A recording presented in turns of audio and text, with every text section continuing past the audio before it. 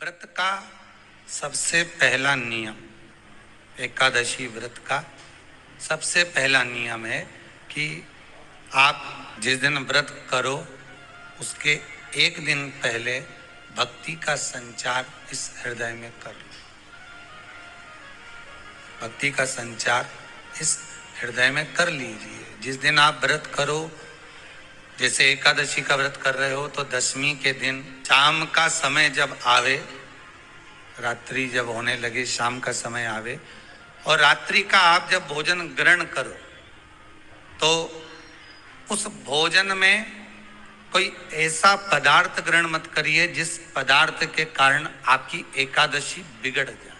एकादशी का दूसरा नियम बहुत ध्यान से सुनिएगा। जिस दिन आपकी एकादशी का व्रत हो उस दिन प्रयास करिएगा कि अपने हाथ से किसी भी वृक्ष की कोई पत्ती टूटे ना। अपने हाथ से किसी भी वृक्ष की, पौधे की, किसी भी वृक्ष की पत्ती अपने हाथ से ना टूटे। बहुत ध्यान दीजिएगा महाराज। एकादशी का ये दूसरा नियम है कि अपने हाथ से किसी पौधे की, किसी वृक्ष की, किसी डाली की कोई पत्ती ना टूटे, इसका प्रयास करिए। यहाँ पर तीसरे नंबर का जो, चौथे नंबर का जो उपाय बताया है, उपवास करने का जो नियम बताया, उसमें वर्णन किया एकादशी के दिन अगर आपका व्रत है तो आप भूलवश भी डब्बे में रखी हुई रोटी गाय को ना देते हुए कुछ थोड़ा सा फलहार, कोई केला, कोई सेब, जो आप खाते हो, अंगूर, पपीता, जो आप ग्रहण कर रहे हो, उसका थोड़ा सा भाग आप गाय को प्रदान करो। आप गाय को दीजिए। रोटी ही दी है, डब्बे में से निकाल के ले गई, गाय आई है, रोटी देना, देव मना नहीं। बाकी के दिन आप आपके बेटे से कह दो रोटी दिया बेटा जा, पर आप अपने हाथों से, आपका व्रत है तो आप फलहार आप कर रहे हो तो फलहार का ही दान गौ माता को दीजिए। पांचवा वर्णन किया चतुर्थ भाव में, बन सके जितना एकादशी के दिन भगवान का ओम नमो भगवते वासुदेवाय का जाप करें या अपने गुरु मंत्र का स्मरण करें, चाहे जो मंत्र आपके हृदय में समाहित हो।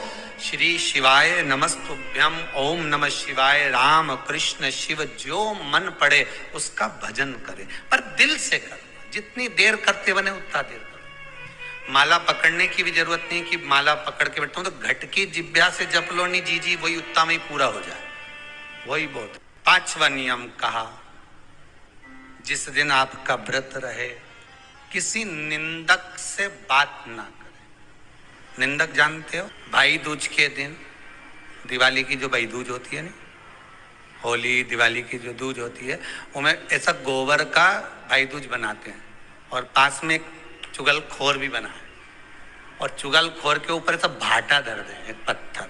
अब तुम्हारे उधर रखे कि नहीं रखे हमें नहीं मालूम रहे हो, जितने आस्था पे सुन रहे हो, पर हमारे इधर तो ऐसा रहता है, गोबर का भाई बहन बनाए और उसकी पूजन करे, उसके पास में एक गोबर का चुगल चोर भी बनाया, उसके ऊपर बाटा धर। कथा वर्णन कर रही है, निंदक से बात ना करें। मान लो किसी ने आकर आपको निंदा कर भी दी तो तुरंत सूर्य नारायण भगवान का दर्शन करें और 3 बार उनका दर्शन कर कर नेत्र बंद करें, तब जाकर वो निंदा जो अंदर गई है, अंदर पवित्रता प्रदान करेगी, तब जाकर एकादशी का व्रत लगेगा। पहले तो प्रयास करो, अगर जो निंदा करने आता है ना तो उसको उस दिन एकादशी वाले दिन दरवाजे पे लिख दो। जीव की हत्या ना करे, अगला नियम है, अपने द्वारा जीव की हत्या ना हो, प्रयास करना, किसी को कष्ट ना हो। 18 नियम में से एक नियम और, प्रयास करिएगा एकादशी जब भी करें तो द्वादशी से जुड़ी हुई करें, दशमी से जुड़ी हुई एकादशी कम करें। जो वैष्णवों की एकादशी कौन सी होती है? जो एकादशी द्वादशी से जुड़ी हो, दशमी से नहीं। दशमी से जुड़ी हुई एकादशी व्रत कहलाती है और द्वादशी से जुड़ी हुई एकादशी पुण्य फल प्रदान कर कर वैष्णवों को भगवान के चरण में छोड़ आती है। इसलिए एकादशी द्वादशी से जुड़ी हुई होना चाहिए। फिर अगला वर्णन किया गया, महाराज शास्त्र कहता है अगला वर्णन जो किया गया उसमें बताया, प्रयास करें जिस दिन एकादशी हो उस दिन घर में बुआरी झाड़ू आदि जो लगती है वो दूसरा लगा लें। क्यों? उसका वर्णन है, अगर आप बुआरी लगाएंगे, झाड़ू लगाएंगे, पोछा लगाएंगे तो हो सकता है कोई जीव आपके हाथ के द्वारा मर जाए। क्या करोगे? सारे व्रतों में केवल एक व्रत ऐसा होता है एकादशी का जिसका उद्यापन पहली एकादशी पर भी कर सकते हो। सारे उद्यापन में केवल एक उद्यापन ऐसा होता है, सारे व्रतों में एक व्रत का उद्यापन ऐसा होता है, वो है एकादशी का।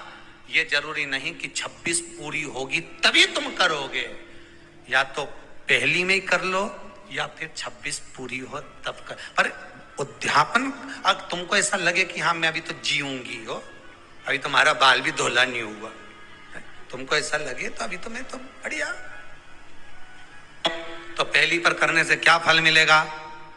तो एकादशी की नियमावली कहती है, अगर मान लो आपने पहली एकादशी पर भी उद्यापन कर लिया, इसके बाद में जितनी एकादशी करोगे वो सारी तुम्हारे खाते में जुड़ती जाएगी। मतलब बैंक में खाता खोल लो, ठीक है?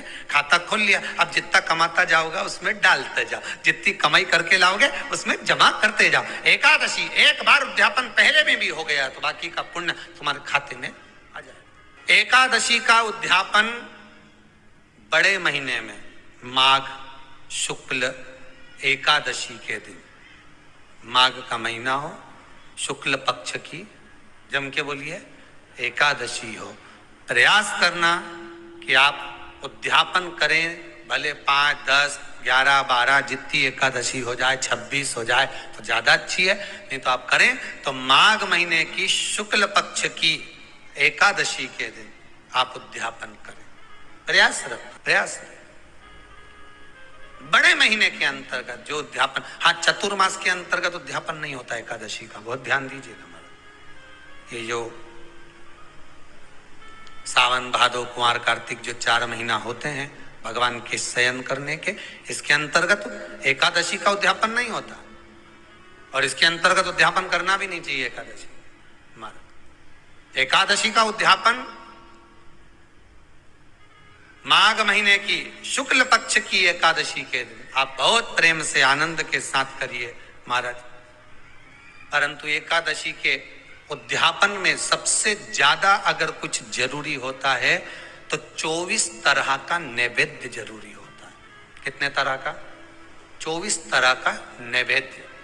अब आप कहोगे गुरुजी उद्यापन हम कर रहे हैं एकादशी का, तो उसमें तो फलहार का हमें नैवेद्य बनाना चाहिए। तो फिर ये पुराण के अंतर्गत स्कंद पुराण में ये चीज लिखी है कि एकादशी का जब उद्यापन करते हैं तो 24 तरह का नैवेद्य बनाकर सिद्ध करते हैं। 24 तरह का नैवेद्य जान रख लेना, हलवा बना लो, खीर बना लो, पूड़ी बना लो, सब्जी बना लो, पकौड़ा बना लो, भजिया बना लो, ऐसे 24 तरह का नैवेद्य अलग अलग चाहिए। पर लोग क्या करते हैं, खोपरा पाक बनवा लेते हैं 1-2 किलो और 24 जगह रख देते हैं। 24 तरह का नैवेद्य रखा जाता है। एकादशी के दिन भगवान का पूजन का पूरी तैयारी कर कर, मंडल आदि बनवाकर, विद्वान ब्राह्मण को बुलाकर, कर्मकांडी ब्राह्मण को बुलाकर जो भगवत सेवा में एकादशी का उद्यापन कराए, उन ब्राह्मण के चरणों को नमन कर कर, प्रणाम कर कर एकादशी का पूजन करवाइए।